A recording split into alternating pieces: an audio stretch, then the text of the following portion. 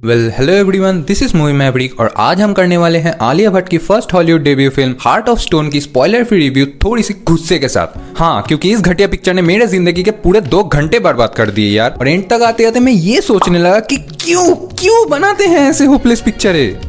Before coming to the actual review, first thing first, credentials.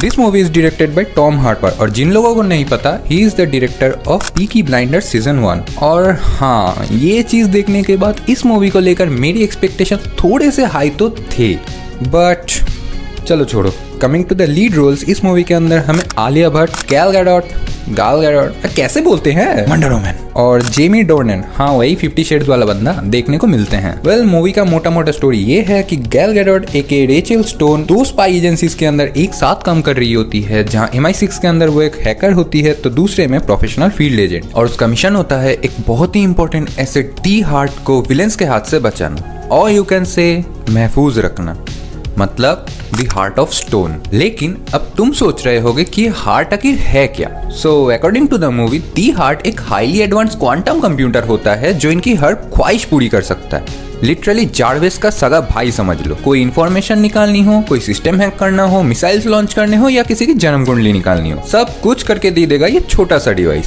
सो तुम समझ सकते हो ये कितना इंपॉर्टेंट है। और हाँ, पूरा मूवी इसी छोटे से डिवाइस के अराउंड ही घूमती है। अब एक डिस्क्लेमर दे देता हूँ। मूवी के शुरू में ही एक 20 मिनट का लंबा एक्शन सीन है।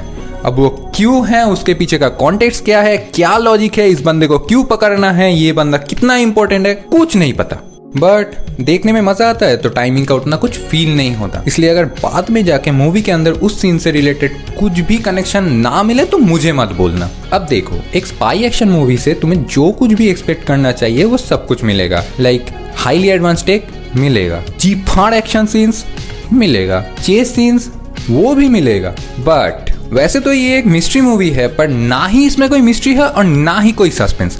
और भैंस की टांग मूवी अपना कोई सीरियस इन्वायरमेंट क्रिएट ही नहीं कर पाता, जो कि एक स्पाई मूवी के अंदर होना बहुत जरूरी है। चलो अब बात कर लेते हैं मूवी के विलेन के ऊपर। आलिया भट्ट एक केया धवन। हाँ, केया धवन, पुणे की लड़की जो 8 साल की उम्र में अनाथ हो गई और बड़ी होकर जीनियस हैकर बन गई। बट सच बताओ तो पूरी पिक्चर में आलिया भट्ट का ऐसा कुछ इन्वॉल्वमेंट नहीं था। स्क्रीन टाइम भी ना के बराबर थी और डायलॉग्स तो छोड़ ही दो।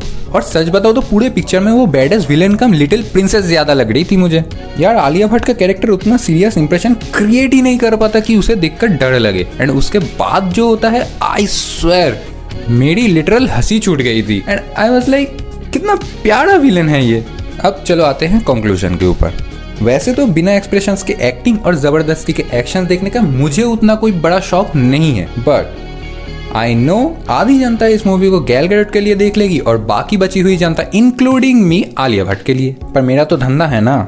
सो एंड में मैं बस इतना ही बोलना चाहूंगा कि इस मूवी में ऐसा एक्स्ट्राऑर्डिनरी कुछ भी नहीं है, और मुझे तो बहुत सारे सीन्स कॉपीड लगे दूसरे स्पाई मूवीज से। अब तुम्हारी मर्जी हो तो तुम देख लो, तुम अगर वेले बैठे हो, वरना मैं इस मूवी को रिकमेंड नहीं करता। एंड दैट्स व्हाई मैं इस मूवी को 3.1 की रेटिंग दूंगा। बाकी चलो मिलते हैं नेक्स्ट वीडियो में, तब तक के लिए लाइक, शेयर एंड सब्सक्राइब।